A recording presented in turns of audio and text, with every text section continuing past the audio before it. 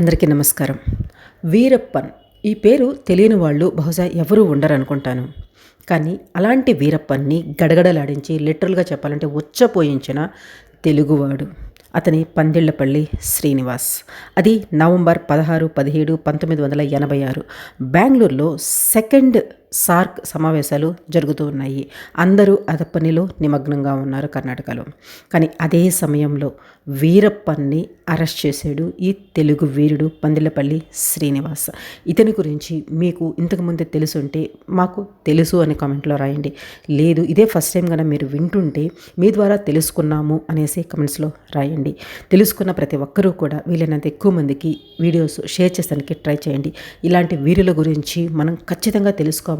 మన తర్వాతి తరాల వాళ్ళకు కూడా తెలియచేయాలి. అది మన బాధ్యత. ఇప్పుడు విషయంలోకి వస్తే కర్ణాటకలోని చామరాజ జిల్లాలో ఉన్న గోపీనాథపురం అనే కుగ్రామంలో జన్మించాడు వీరప్పన్. 1991 ఈ వీరప్పన్ సిన్సియర్ ఆఫీసర్ అయిన ఈ శ్రీనివాసుని నవంబర్ 10 అత్యంత దారుణంగా హత్య చేశాడు. అసలు వీళ్ళిద్దరికి మధ్య జరిగిన విషయం ఏంటి, ఇవన్నీ కూడా ఈరోజు ఈ వీడియోలో మనం తెలుసుకుందాము. వీరప్పన్ సొంత అడ్డాలో ఇప్పటికీ కూడా ఈ పందిళ్ళపల్లి శ్రీనివాస్ పేరు చెప్తే ఒక దేవుడులాగా చూస్తారు. అడవి కోసం పుట్టుక, అడవి కోసం జీవితం, అడవి కోసం మరణం, ఇదే భావజాలాన్ని అనుసరించాడు. కర్ణాటక అటవీ శాఖ అభిమన్యుడు అనేసి ఇతన్ని గొప్పగా పొగుడుతారు. 1954 సెప్టెంబర్ 12 ఆంధ్రప్రదేశ్లోని రాజమండ్రిలో జన్మించారు పందిళ్ళపల్లి శ్రీనివాస్. అనంతరావు గారు, జయలక్ష్మి గారి దంపతులకు పెద్ద కుమారుడు. పాఠశాలలో కానివ్వండి, కాలేజీలో కానివ్వండి, అన్నిటిలో కూడా చాలా గొప్ప మెరిట్ విద్యార్థిగా ఉండేవాళ్ళు. తన మాస్టర్స్ కోర్సులో కూడా అగ్రస్థానంలో నిలిచాడు. 1979లో ఇండియన్ ఫారెస్ట్ సర్వీస్ ఎగ్జామ్ రాశారు. అందులో పాస్ అయిన తర్వాత ఫస్ట్ పోస్టింగ్ అయితే కర్ణాటక కేడర్లో వచ్చింది. ఇక్కడ చామరాజనగర్లో assistant conservator of forest posting అయితే ఫస్ట్ వచ్చింది. అప్పటికి ఈ వీరప్పను చిన్న తరహా దంతాల వేటగాడిగా ఉండేవాళ్ళు. ఆ తర్వాత పోస్టింగ్ తీసుకున్న తరువాత శ్రీనివాస్ కర్ణాటక అడవుల్లో యాక్టివ్గా పనిచేస్తున్న ఈ వేటగాళ్ళు, స్మగ్లర్ని అందరినీ పట్టుకోవడానికి వాళ్ళ గురించి ప్రతి ఇన్ఫర్మేషన్ని గ్యాదర్ చేశారు. వాళ్ళకు సంబంధించిన ఫోటోగ్రాఫ్స్ వాటన్నిటితో కూడా ఒక డైరీని రెడీ చేసుకున్నారు. వాళ్ళు ఎటువంటి కార్యకలాపాలు చేయకుండా వాళ్ళు చేసే ప్రతి దానికి కూడా అడ్డుపడుతూ ఒక కట్టుదిట్టమైన ప్లాన్ అయితే చేశారు. శ్రీనివాస్ గారు తీసుకున్న నిర్ణయాల వల్ల గొప్ప రిజల్ట్ అయితే కనపడింది. ఆ సమయంలోనే అతనికి ప్రమోషన్ కూడా వచ్చింది. డిప్యూటీ కన్జర్వేటర్ ఫారెస్ట్గా ప్రమోషన్ వచ్చింది. 1986లో బెంగళూరులో నవంబర్ 16 and 17లో సెకండ్ సార్క్ సమావేశాలు జరుగుతూ ఉన్నాయి. మొత్తం సిబ్బంది కూడా అక్కడే ఉన్నారు. దానికి ఏర్పాట్లు చూస్తూ ఉన్నారు.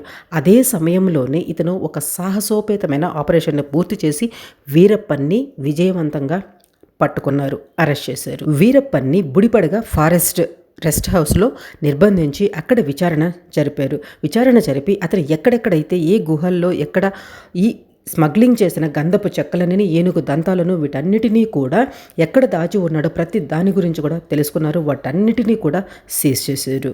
కానీ ఒక సమయంలో వీరప్పన్ ఈ శ్రీనివాస్ గారు ఫారెస్ట్లో లేక ఆ రెస్ట్ హౌస్లో లేకపోవడం వల్ల అక్కడ నుండి తప్పించుకున్నాడు. ఇదంతా కూడా అక్కడ ఉన్న భద్రతా అధికారుల లోపం అయినప్పటికీ కూడా శ్రీనివాస్ గారు నిందని తనపై వేసుకున్నారు. ఎలాగైనా వీరప్పన్ని తిరిగి మళ్ళీ న్యాయస్థానంలోకి తీసుకొస్తాను అనేసి అక్కడ నుంచి బయలుదేరారు. అక్కడ నుంచి వీళ్ళిద్దరికి మధ్య స్టార్ట్ అయింది. అక్కడ ఉండే స్థానిక గ్రామస్తులతో స్నేహం చేశారు. ఇది అంటే వేరే విధంగా దీన్ని డీల్ చేయాలి అనుకున్నారు శ్రీనివాస్ గారు. అక్కడ ఉండే గ్రామస్తులతో ఫ్రెండ్షిప్ చేయడం, వాళ్ళందరినీ కూడా ఈ మిషన్లో పార్టిసిపేట్ చేయడం, వాళ్ళకి అవసరమైన అన్ని అవసరాలను తీరుస్తూ ఆ గ్రామంలో ఒకటిగా కలిసిపోయారు శ్రీనివాస్ గారు. అలా కలిసిపోయిన మొట్టమొదటి అధికారి కూడా శ్రీనివాస్ గారే. తన వివేకవంతమైన కార్యకలాపాలతో వాళ్ళకి శిక్షణ కూడా ఇచ్చారు. ఆ తర్వాత శ్రీనివాస్కి తన స్వగ్రామంలో పెరుగుతున్న ఆదరణని చూసి వీరప్పన్ కలవరపడ్డాడు. ఇప్పుడు శ్రీనివాస్కు సమాచారం ఇచ్చే వాళ్ళందరినీ కూడా ఎలాగైనా కూడా కట్ చేయాలి అనుకున్నారు. ఒక హెచ్చరిక పంపించాలి గ్రామస్తులకి అనుకునేసి వీరప్పన్ స్థానిక ఇన్ఫార్మర్లలో కొంతమందిని హత్య చేసి వాళ్ళ తలలు నరికి గ్రామంలో వేలాడదీశాడు. ఇది చూసిన గ్రామస్తులు ఆశ్చర్యపోయారు, కొంతమంది భయపడ్డారు. కానీ శ్రీనివాస్ గారు మాత్రం తన లక్ష్యం నుండి వెనకడుగు వేయలేదు. ప్రత్యామ్నాయంగా ఏ అవకాశాలు ఉంటాయని ఎదురు చూశారు. వాళ్ళకి అక్కడ ఉన్న వాళ్ళందరికీ కూడా అవకాశాలు కల్పించడం కోసం అనేక మంది అక్కడ ఉన్న డెకాయిట్లని, స్మగ్లర్లను వాళ్ళందరినీ కూడా పునరావాసం కల్పించడానికి, అదేవిధంగా వీరప్పన్ మాజీ ముఠా సభ్యులను ప్రధానంగా పనిచేసే వాళ్ళందరినీ కూడా జనజీవన స్రవంతిలో కలిసిపోవాలి, మీకందరికీ కూడా నేను బతుకు తెరువు చూపిస్తాను అని చెప్పి మాట ఇచ్చి వాళ్ళందరినీ కూడా ప్రజల్లో కలిసిపోయేలాగా చేశారు. అంటే 1990లో వీరప్పన్కి చాలామంది సహచరులు అతని ముందు లొంగిపోయారు. విచారణ అనంతరం వారందరినీ కూడా విడుదల చేసి పునరావాసం కల్పించేలాగా శ్రీనివాస్ ఇచ్చిన హామీని నిలబెట్టుకున్నారు. అక్కడ తనకి అడ్డుకట్ట వేశారు అనేసి వీరప్పన్ పగ పెంచుకున్నాడు. అక్కడ మారుమూల గిరిజన గ్రామాల్లో విస్తృతంగా తాగునీటి సమస్య ఉండేది. దానికి సౌకర్యాలు కల్పించారు. అదేవిధంగా రోడ్లు నిర్మించారు. తర్వాత మొబైల్ నెట్వర్క్ను కూడా, మొబైల్ డిస్పెన్సరీని కూడా అక్కడ స్టార్ట్ చేశారు. తన సొంత డబ్బులతో ఇళ్ళు లేని గిరిజనులకి సొంతంగా ఇళ్ళు కట్టించాడు. ఇన్ని పనులు చేస్తున్న ఈ శ్రీనివాస్ని గ్రామస్తులు అందరూ కూడా ఒక దేవుడిలాగా చూశారు, కీర్తించారు. శ్రీనివాస్కి పెరుగుతున్న ఆదరణను తెలుసుకున్న వీరప్పన్ పగతో రగిలిపోయారు. సొంతంగా తనకి అత్యంత సన్నిహితంగా ఉన్న అనుచరులు కూడా చాలామంది తనని వదిలి వెళ్ళిపోవడంతో ఎలాగైనా శ్రీనివాస్ని అడ్డు తొలగించుకోవాలి అనుకున్నాడు వీరప్పన్. ఇక్కడ ఒక విషయం చెప్పాలి. వీరప్పన్ తను దొరికిపోతాడు అనుకున్నప్పుడు ఒకానొక సమయంలో తన సొంత బిడ్డను కూడా చంపుకున్నాడు. పురిట్లో బిడ్డని. ఆ బిడ్డ ఏడిస్తే ఆ ఏడుపు విని ఎక్కడ పోలీసు వాళ్ళు నా మీద అటాక్ చేస్తారో అనేసి సొంత బిడ్డను కూడా చంపుకున్న కిరాతకుడు ఈ వీరప్పన్. ఈ వీరప్పన్ ఎలాగైనా ఈ శ్రీనివాస్కి అడ్డుకట్ట వేయాలనేసి ఒక ప్లాన్ అయితే వేశాడు. అది 1991 నవంబర్ 9న ఉదయాన్నే శ్రీనివాస్కు ఒక వైర్లెస్ మెసేజ్ వచ్చింది.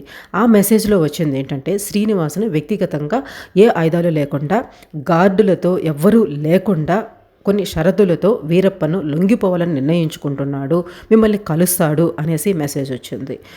శ్రీనివాసు గారు కూడా ఇప్పుడు వీరప్పనికి వేరే గతి లేదు, ఎవరు తనకి సపోర్ట్ చేయడం లేదు కదా, నిజంగానే లొంగిపోతాడు అనేసి నమ్మిన శ్రీనివాస్ గారు తరువాత రోజు ఉదయాన్నే 6 గంటలకి ఎక్కడైతే వీరప్పన్ రమ్మన్నారో ఆ ప్లేస్కి బయలుదేరారు.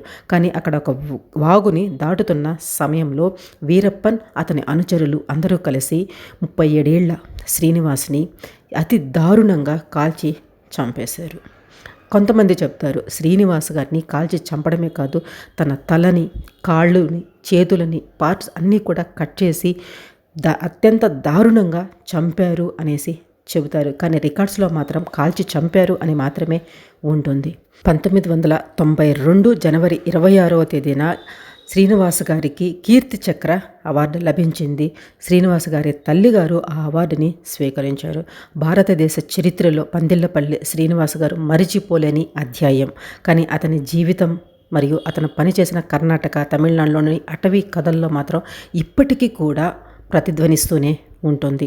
ఆ గ్రామాల్లో వాళ్ళు ఇప్పటికీ కూడా శ్రీనివాస్ గారిని తలుచుకుంటారు, ఒక దేవుడిలా పూజిస్తారు. ఇదండి శ్రీనివాస్ గారి వీరత్వం. నచ్చితే లైక్ చేయండి, కానీ వీలైనంత ఎక్కువ మందికి షేర్ చేయండి. మన ఛానల్లో ఉండే ప్రీవియస్ వీడియోస్ కూడా చూడండి. నేను కరెక్ట్ కంటెంట్ చెప్తున్నాను అని మీకు అనిపిస్తేనే సబ్స్క్రైబ్ చేసుకొని సపోర్ట్ చేస్తానికి ట్రై చేయండి. వీలైనంత ఎక్కువ మందికి షేర్ చేయడం మాత్రం మర్చిపోకండి. Thanks for watching. జై హింద్.